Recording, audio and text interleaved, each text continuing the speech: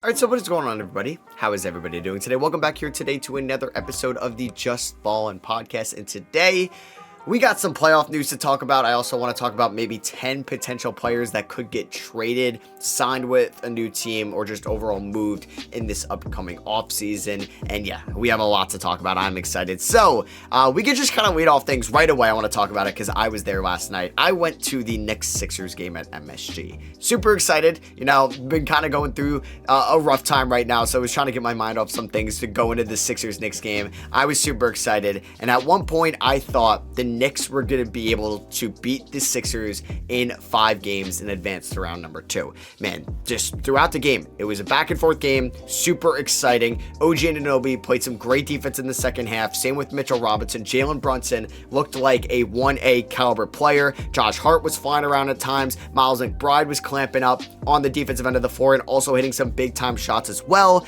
But the Knicks, man, who were up by 7 points at one point with 30 seconds left, ended up losing this game. Yes, they ended up losing this game as Tyrese Maxey goes down the floor. The thing you cannot do is foul, especially on a 3. The chance of a 4-point play cannot even be in your mind. Do not touch anybody, and Mitchell Robinson fouls Tyrese Maxey. Boom, 4-point play. It was unreal when that happened, and then you're like, oh, okay, that makes it a 3-point game. So yeah, he ends up getting that. The Knicks go down the floor, and that actually made it a 2-point game, excuse me, because it was a 6-point lead, not a 7-point lead. Knicks go down the floor, they're passing it around, they're wasting some time, and I'm just like, in my mind, I watched Josh Hart take some bad free throws earlier in the game. I'm like, please do not let him take these free throws. Let it be McBride, let it be Brunson, or let it be Anunoby, and Josh Hart is the one that gets fouled. The first free throw looks so bad. It was short, it barely hit the rim, and the second one barely rattles in. So he goes 1 of 2. The Knicks are up by 3 with about 20 seconds left. Tyrese Maxey goes down the floor. The Knicks had a chance to foul him. Foul when you're up 3, give them 2 free throws, whatever. Maxey pulls up from the logo, swish, bang. Bang. And the Sixers tied it up when they had a 95% chance of losing that game basically 15 seconds earlier. The Knicks don't call timeout, which I didn't hate that call. Brunson runs down the floor.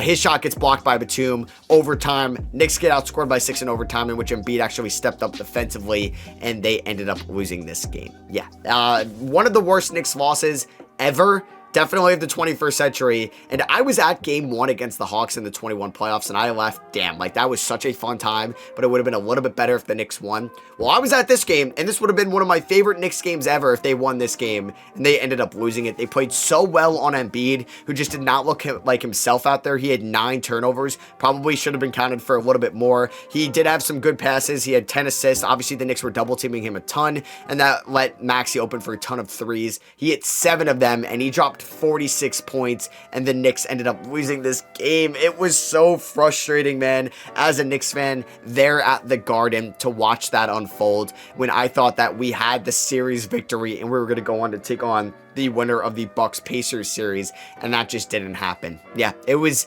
definitely unfortunate to be there live in a game where Brunson just looked so good and carried this team. And if you can kind of just go through the Knicks, like I think Anunoby stepped up again defensively. There was some plays, like there was the clear path foul at the end of the game that they just didn't call. And I'm not making excuses. Like the Knicks blew this game. I thought they were a better team for most of the game too. But hey, maybe this was karma for game 2 and all that happened in that game, which was absolutely like just insanity. So this has been the craziest series. Like I think the Sixers have a +2 point differential through the first 5 games of this series, which is crazy. Just how close every game has pretty much been. The only game that really wasn't close, I felt like, was the Game 3 victory with the Sixers winning over the Knicks. And DiVincenzo just did not step up at all. He's been kind of bad as of late. He shot 30% from the field, 1 for 7 from 3. Josh Hart was not great offensively at times. He was fine around the paint a little bit. He's obviously a very good inside scorer, has a good layup package, but he cannot hit a 3. He went 1 for 6. Miles McBride stepped up, man. He is really good. Everybody needs to know about Miles McBride, one of the more underrated players in the league, in my opinion. He had 14 points, 4 assists and 4 rebounds as well, and hit a huge clutch free throw line jumper, but I guess just didn't matter at the end. And the Knicks ended up losing this game. I mean, Brunson, and I feel like this team was a little bit tired as well, and the Knicks were just running that same offense of a high screen, pick and roll, Brunson isolation. somebody else needs to step up. I would have liked to see a little bit more aggressiveness from OG Anunoby. He played 50 minutes. Josh Hart played 53 minutes. He played every single minute of this game again. So I really can't hate on Josh Hart because he's out there playing every single minute.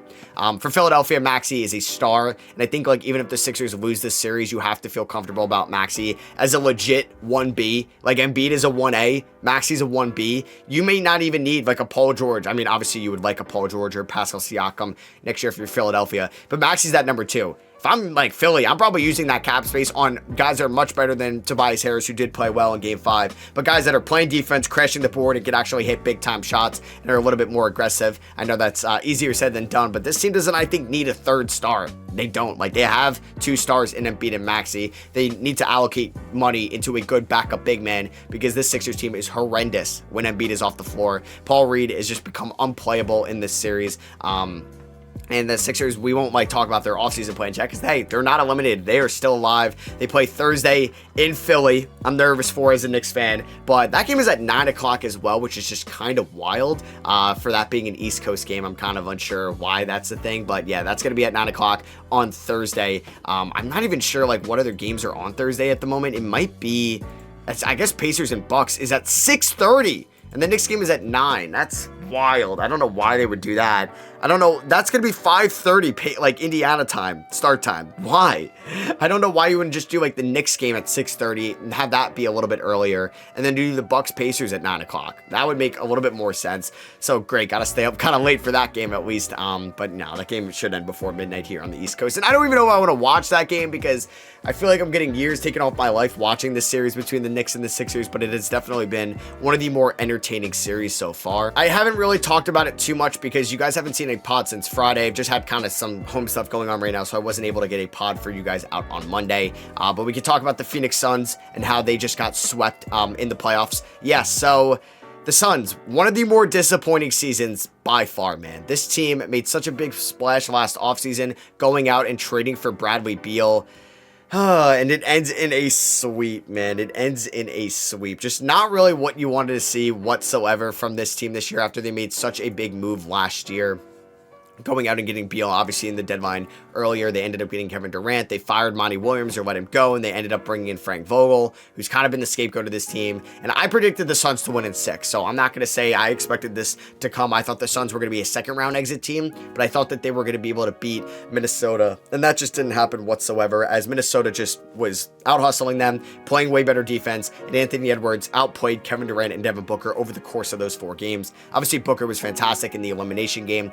That was the closest one out of all 4 of them, but it did not matter as Minnesota ended up getting it done. Gobert looked great defensively in that series as well, and Cat obviously has kind of his boneheaded mistakes sometimes, but did step up for them offensively, and same with Jaden McDaniels. And I love the career arc Nickeil Alexander-Walker has had, basically being in New Orleans, not really working out of former Virginia Tech player. I believe he was in the CJ McCollum trade, or ended up in Utah, and then was in the 3-team trade basically last year with the Lakers, or was just traded around that time going to Minnesota, and has been such a vital piece for this team this season.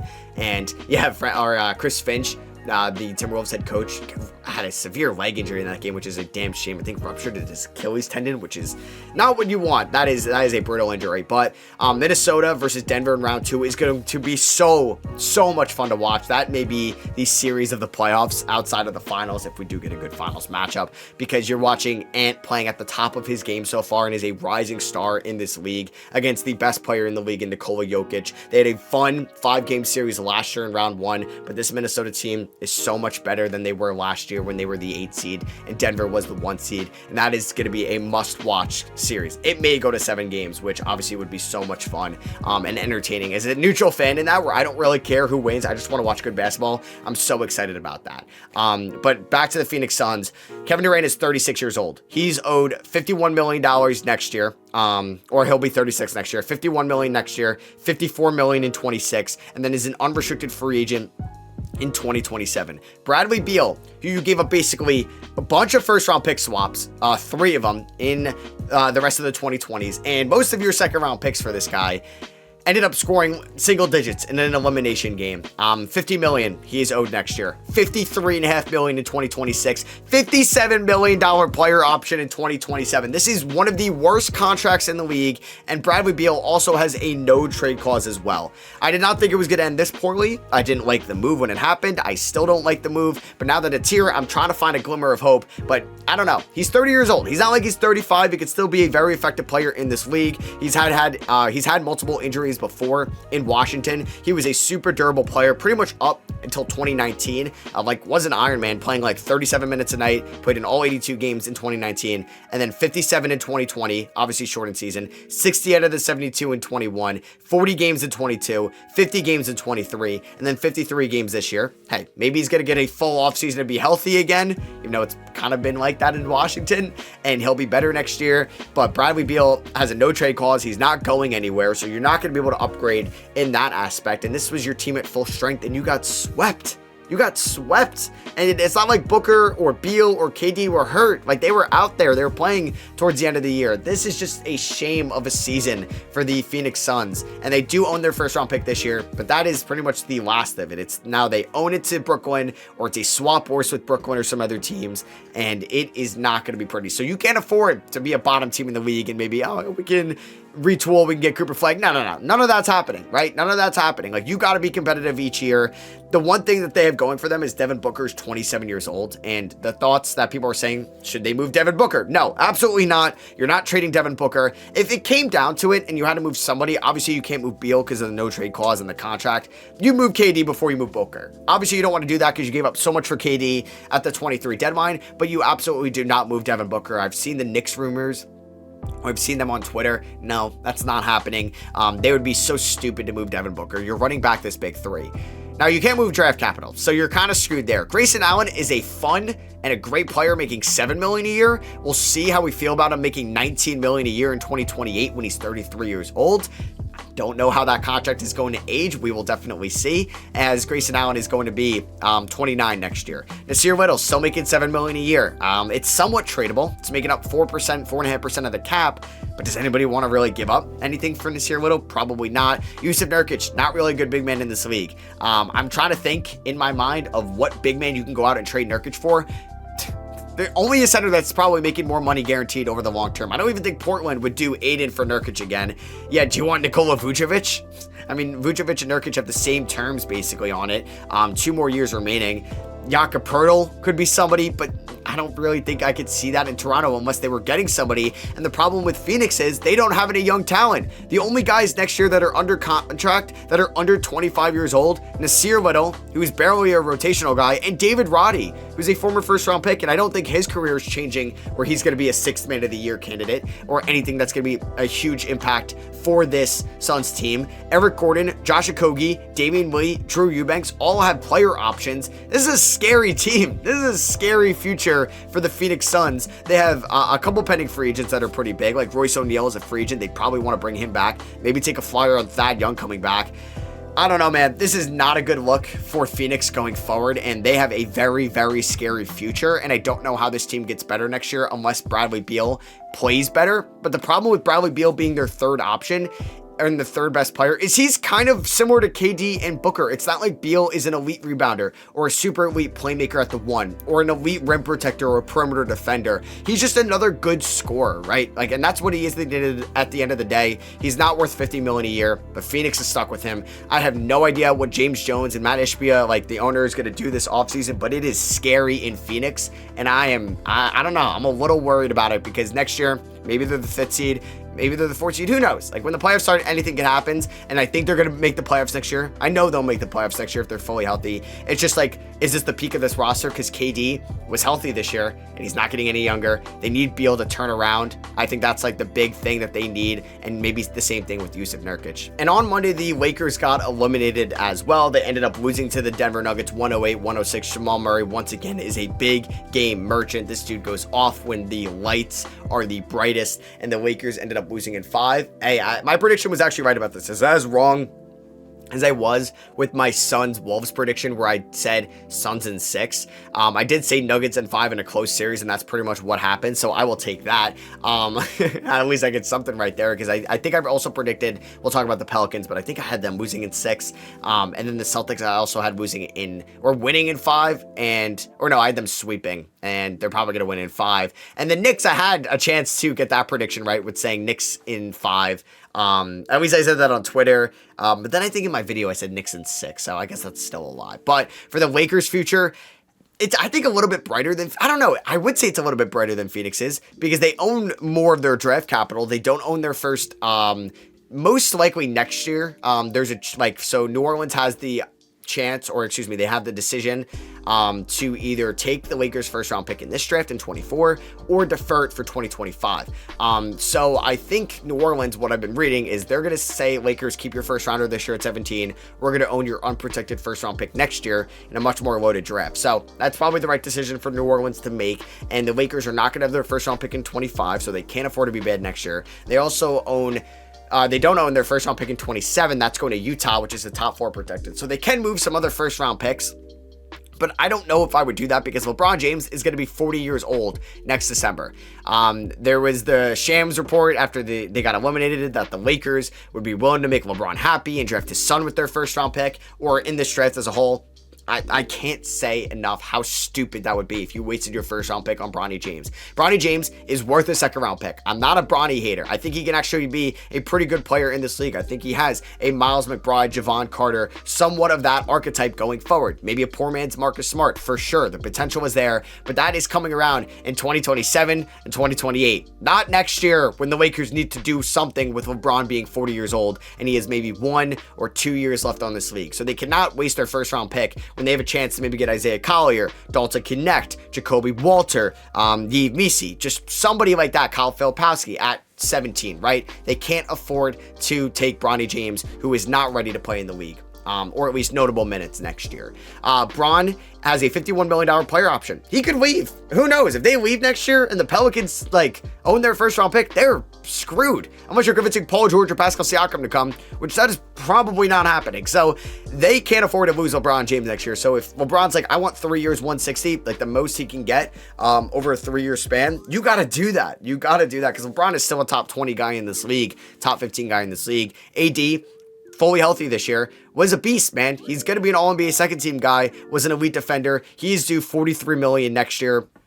He'll be turning 31, and then 54, 58, and then a $62 million player option in 2028. So you can't really think about trading AD, because you don't have your first round pick next year. So if there was ever going to be an AD trade in a Lakers rebuild, that can't come until the 2025 offseason, and you got to try to be competitive next year. D'Lo could opt out of his $18.5 million player option, get more money guaranteed long term. Who knows? The Wizards could throw a bag at him. I don't know. I don't think San Antonio or Washington or I don't know. Maybe Charlotte. No, I don't think Charlotte would. But who knows? Maybe Washington would throw a bag at D'Angelo Russell. I would sure hope not. But D'Lo could not be back next year. Hashimura's under contract. Reeves is under contract. Vincent's under contract. Vanderbilt's under contract. Hood Schifino's under contract. And Christian Wood, Reddish, Hayes all have player options that they could opt in or out of. Torian Prince is a free agent. Max Christie's a restricted free agent as well. So yeah, they have some decisions to make this offseason for sure, the Lakers. I think they need to hit on their first round pick this year.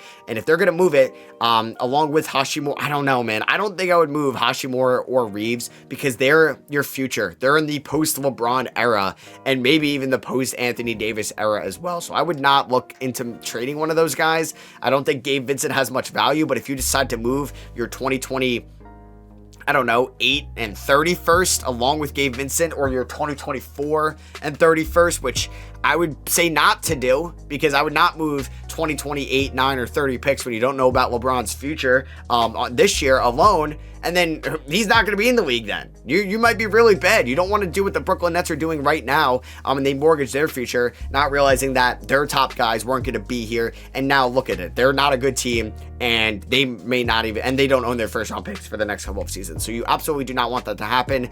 It's going to be an interesting offseason for the Lakers for sure. We don't really know how to map it out until we know if LeBron is going to be back or not. If they can get DeJounte Murray for a reasonable price, you think about it. I don't think they have the assets to get Trae Young. Donovan Mitchell and Brandon Ingram, I don't think so as well. They cost a little bit too much money. Maybe you just go ahead and get Bradley Beal, right? And we go full circle. And the Pelicans have been eliminated as well. They ended up getting swept by the OKC Thunder. Not really a competitive series. I mean, game 1 was kind of competitive. Same with game 4 to an extent. Not really into that fourth quarter at all when the Thunder pulled away. And honestly, a disappointing exit for the Pelicans. I think if you're the Pelicans this year, you wanted to be a top 6 seed or at least end up with a playoff series victory. Who knows? Maybe they were able to beat the Thunder without Zion Williamson. But we are never going to know that. And Zion got hurt, something that's been the story of his career. But he was healthy this season. But I think there was a lot of disappointments in the Pelicans this year.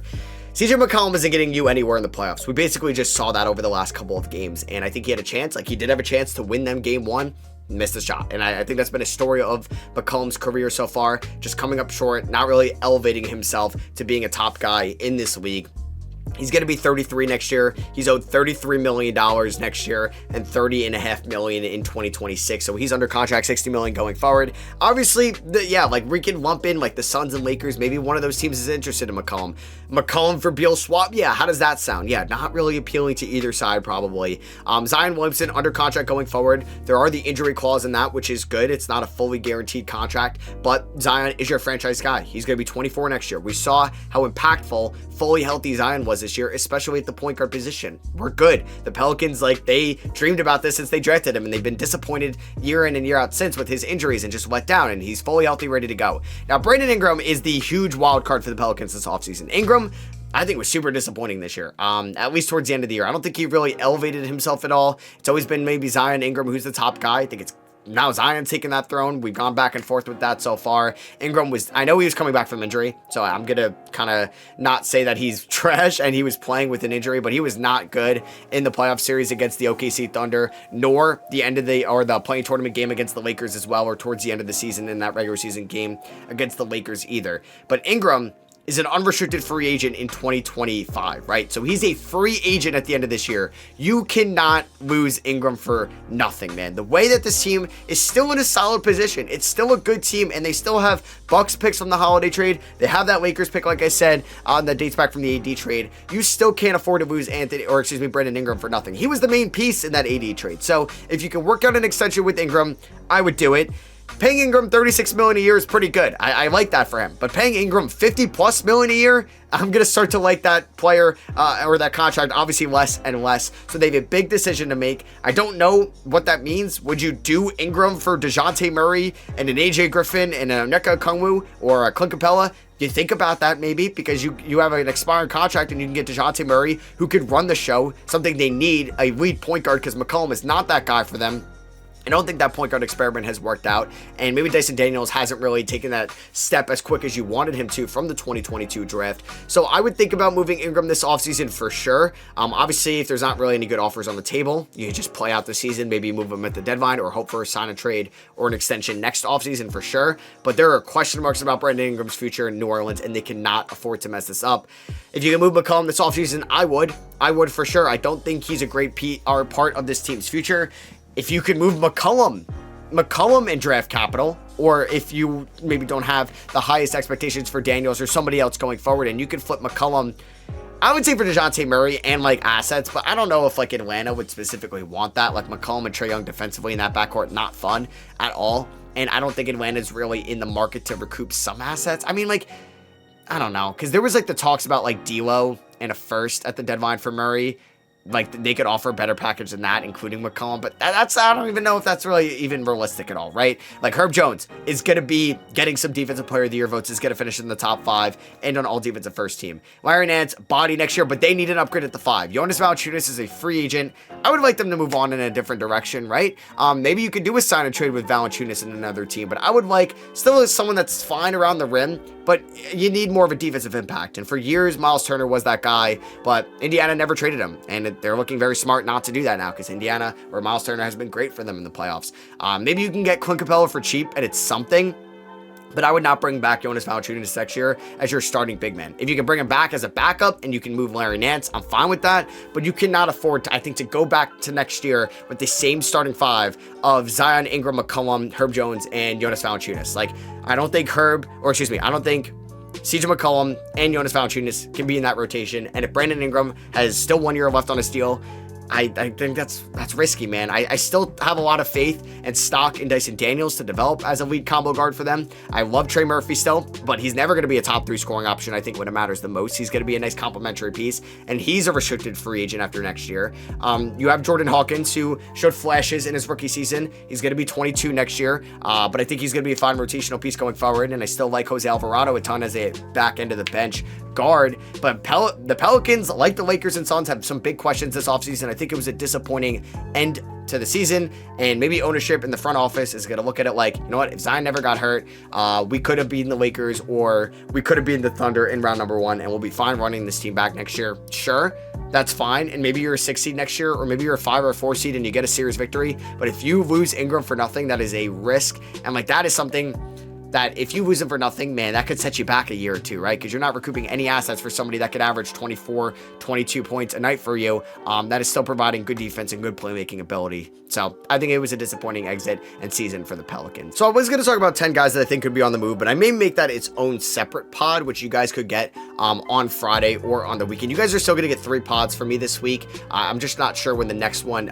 will be. I think it will be on Friday, just because I'll be going back to Philadelphia on Friday, and then you guys should definitely get a weekend one, and then hopefully back on the normal Monday, Wednesday, Friday pod schedule next week as well. So I'm going to make a whole video, maybe 10 to 15 big names that could be on the move this offseason. We'll talk about why, maybe predictions, what I think will happen. That'll be super fun to do. So I apologize for not doing that, but I enjoyed talking about that Knicks game 5 experience that I was at on. The Garden was silent, man. You could hear a pin drop after Maxey hit that logo 3. We talked about the Lakers future, the Suns future, and the Pelicans future. Maybe in Friday's pod, who knows? Maybe the Heat are going to be eliminated by then. Hopefully the Sixers are, as my Knicks fan, but you know what? If it goes to game 7, I'm sure that'll be very entertaining for a lot of people.